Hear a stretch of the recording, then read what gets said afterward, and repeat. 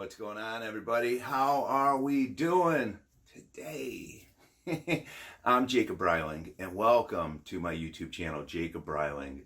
So, if you're wondering, well, what is this video about? What is this part of your channel about? Well, this, my friends, this is about my book I've been working on, Cocaine and Cancer. There still can be hope. And basically, I'm giving you an audiobook, a video book. I'm giving you the unedited version of my book. And in today's video, it's part 2 of a 4-part video leading into the next chapter of when I got set up and robbed with a gun to the head. So before we get into things, if you guys like what you see, please hit the thumbs up button, subscribe, and help me share, help me get the word out there if you dig it, because in the big picture of things, this, by subscribing, it's enabling me to be able to, in the future, to be able to keep making these videos for you guys, whether it's about this book, Cocaine and Cancer, whether it's about my speeches I got into, or whether it's about my fitness program I created, Aquatics, that taps into your feel-good chemicals. So with all that being said, now you're probably wondering what this video is about. Well, I dig in deeper about Casey and my relationship as I was getting involved in some pretty bad things. And then I talk about how I'd have to roll around with this guy as he would sell his drugs, and I'd have to wait and wait and wait. And then I also talk about how I finally grew some confidence and grew some balls and said, forget this. And I ghosted these people and I left when I was at this party of 3.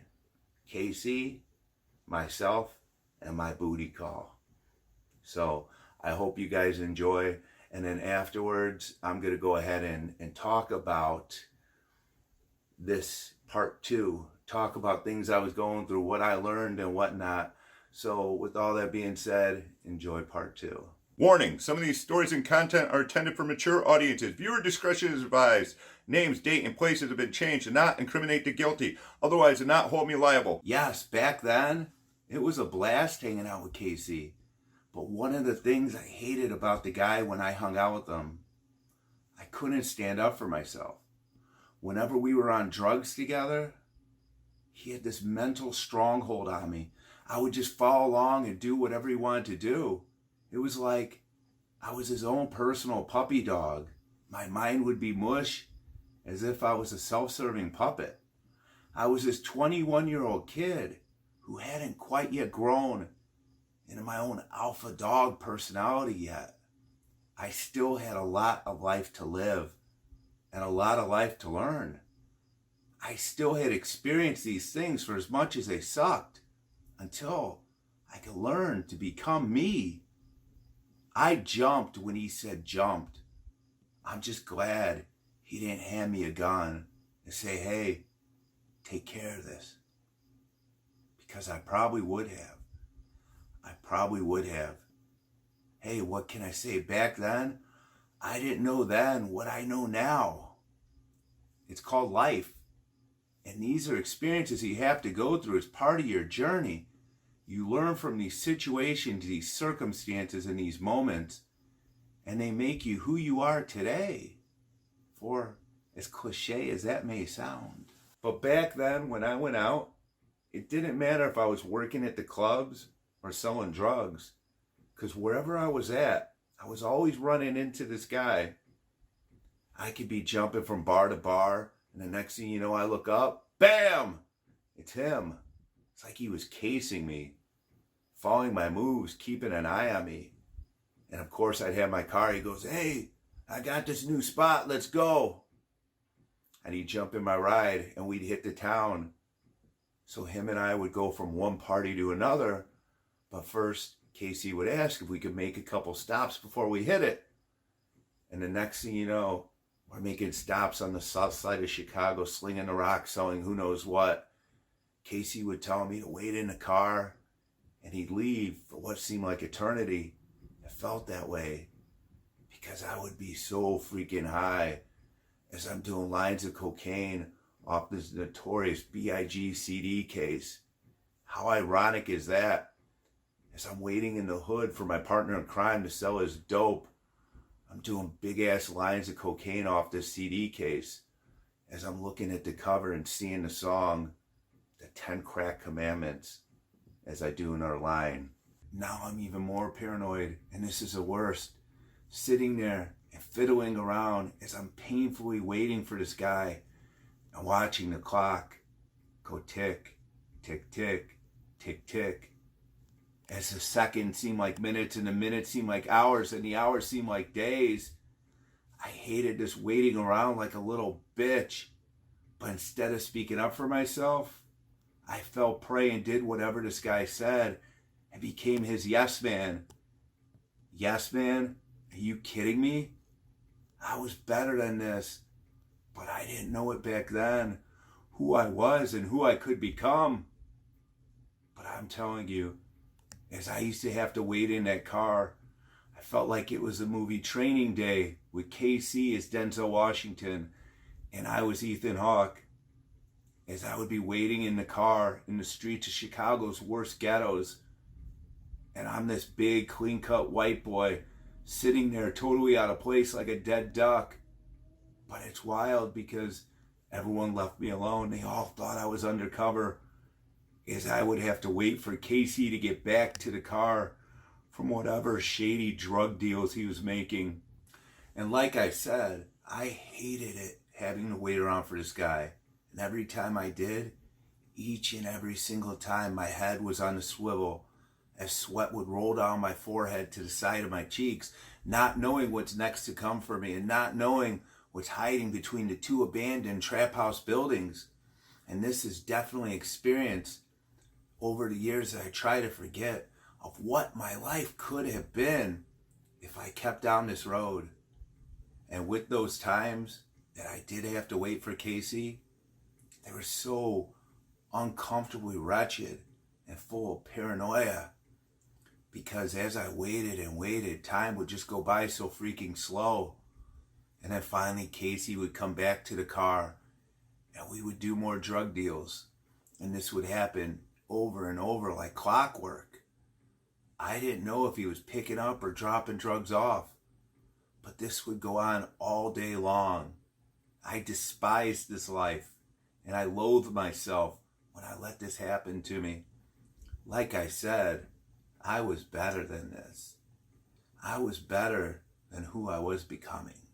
But the other thing I dredged and couldn't stand about this part of my life was the fact that sometimes I would be up for over 30 hours partying away, no sleep. I would be straight up exhausted and cracked out from rolling my balls off and snorting cocaine up through my membrane. And usually when this would happen, after hours on end, as the day would be progressing, I would get fed up with this foolishness and say, fuck this, Casey, and bounce for a second. But then after a few miles of driving off, I would always come back because even though I was in the drug game, I was still loyal and I'm not going to ditch the guy for as much as I wanted to. I remember this one time, I was waiting for Casey to come back from whatever he was doing. And I remember as I was waiting around, I felt like I had a target on my back. I would get so freaking paranoid, waiting there all by myself, not knowing if the cops were going to roll up on me and throw me in jail for riding dirty, or some gang-banging cats were going to come up and pistol whip my ass and rob me blind. And I remember being so jacked as I was sitting in that driver's seat. I kept turning my head around every second of the second as if I had my eyes popping out of every porous of my body as I'm scanning every inch of everything in sight. Paranoid and scared as fuck. Not knowing if I'd be locked up or buried 6 feet under as I'm parked right there. So I decided to take a spin, go around the block, get out of this area, get some fresh air. Just do something, not stay here. It just had a bad feeling about it.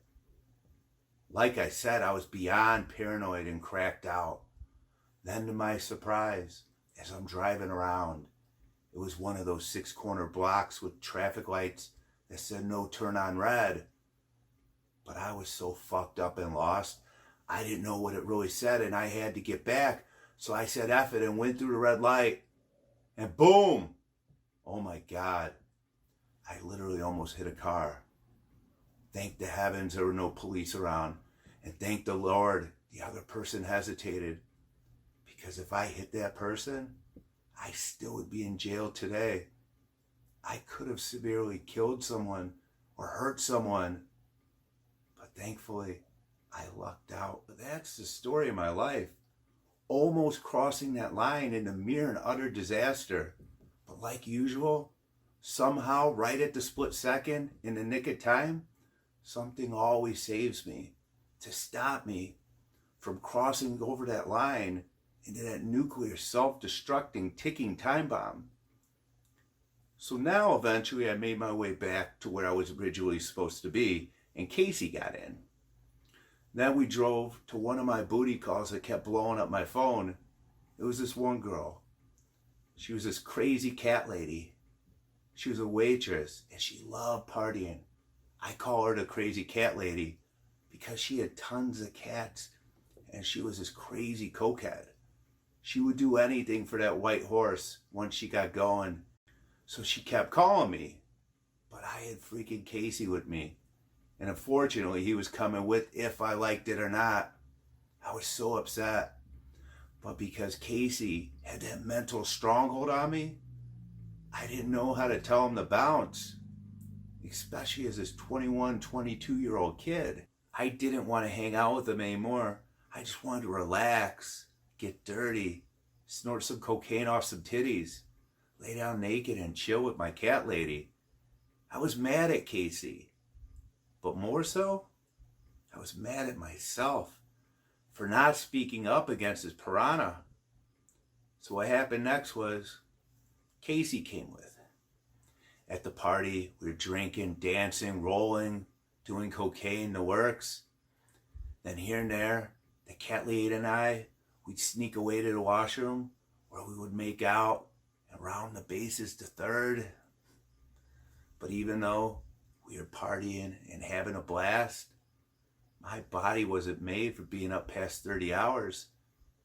Finally, I couldn't take it anymore. I had enough and I decided to drive home. I snuck out and I ghosted everyone. Casey wasn't too happy with me for leaving him, but I didn't care. I finally grew some balls and bounced. This was one of the last moments our relationship maintained him as the alpha dog. Soon I would find out our relationship started astray and my life would take a turn into unknown evil territory. But you play the game and you get into this life, be prepared for what this life gives you in return. So I hope you enjoyed part 2. So yeah, that was my life. But all those experiences, they all made me who I am right now as I'm sharing you this story. You see, all these different experiences, these moments and situations that you go through, they're learning experiences that you have to go through because they do make you who you are. For as cliche and played out as that saying is, all those struggles, the highs and lows, they made you who you are. And yes, at the time, you feel like the world is coming down on you. You feel you can't get the bus off of you. You feel you can't get out of the quicksand. And at the time, it's the worst. But then when it's said and done, for as demented and messed up as it sounds, you're happy you went through it. Because it made you stronger. It made you who you are. As you sit there, stand there, whatever you're doing, they made you who you are. That's why you ask anyone who's anyone, and they always say that they're glad everything they went through. They would not be the person they are if it wasn't for everything that they went through. And that's the same thing. The same thing pertains to you. So, like I was saying in the chapter, when I would have to wait around for Casey, man, it was the worst. It was fucking dumb. Besides the paranoia, it could have been bad. Paranoia of just waiting around there.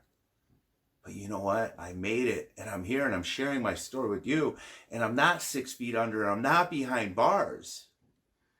But see, as this 21, 22, 23-year-old kid, I didn't have the confidence. I didn't have life's experiences to give me the confidence to tell me to stand up and speak up for myself. I just followed along. And that could be the same thing with you. Yes, when you're younger, you don't have these experiences to kind of already run through, give you confidence, give you something that says, hey, I went through this. Maybe I shouldn't do it this way. But do it this way. Stand up. Because when you don't stand up and speak up, it could be a slippery slope. Head down to the straight disaster. Nothing but disasters down there. That's why I know it's hard, but if you don't like something, if you feel something's not right, if you know something's not right, then go with your gut and use your brain and say no. Say, fuck that. Stand up, speak up, and just don't do it. Just don't do it. Because back then, even though I fell prey to being a follower and followed along, I knew I was better than this. I knew I was better than this. I just didn't know how to get better. I just didn't have those life experiences to tell me to stand up. I just followed along.